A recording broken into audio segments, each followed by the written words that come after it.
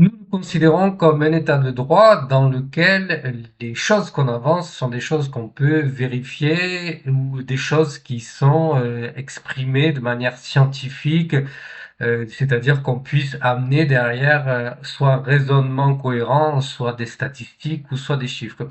Aujourd'hui, vous allez voir que ce n'est plus le cas. Dans le système de l'idiocratie, on n'a plus besoin de ce genre de choses et je vais vous montrer comment.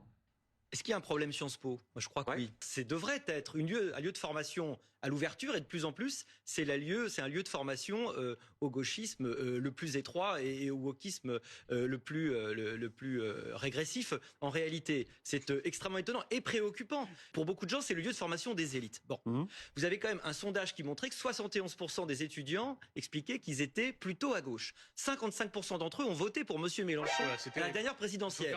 Alors, Donc David Guiraud, toujours très bon dans sa critique. Alors par contre, quand on a un format d'interview, on n'a pas le temps de tout dire.